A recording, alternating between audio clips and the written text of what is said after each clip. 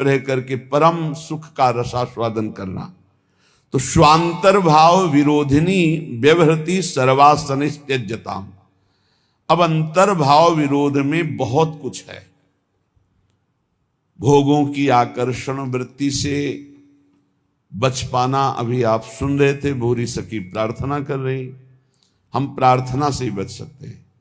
ये आपको सच्ची बात कहते हैं, पूरे जीवन के अनुभव की बात कहते हैं कि गुरु कृपा से ही भोगाग्नि शांत होती है। जो भोगों के प्रति वैराग्य होता है, घृणा का भाव होता है, इसे अच्छे से समझ लीजिए, ये गुरु कृपा से होता है। ना भोगने से शांति मिलती है और ना त्यागने से ही पूर्ण शांति मिलती है। भूत के लड्डू हैं।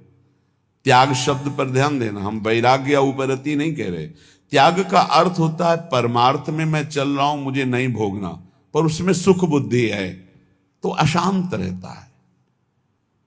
तन त्यागे और मन गही रहे, दोनों ही दुख होए।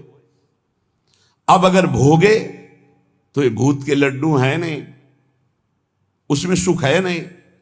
बार बार बार बार भोगते हुए पूरा जीवन चला जाता है, वो कामाग्नि और प्रज्वलित होती रहती, वासना और प्रज्वलित होती रहती। अगर कहीं वो भगवत मार्ग में गुरु का वर्ण करके चलने की कोशिश करे तो ये आकर बाधा खड़े कर देते हैं। विद्या, रूप, महत्व, कुल, धन, यौवन, अभिमान, ये अंतर्भाव विरोधिनी, ये स्वरूप देह नहीं प्राप्त होने देते। विद्या का अहंकार, श्री बिहारी देव जी कह रहे, पांडे पढ़ी पढ़ाए बक बहके, बड़े ऊंचे महापुरुष हैं, कह रहे पांडित्य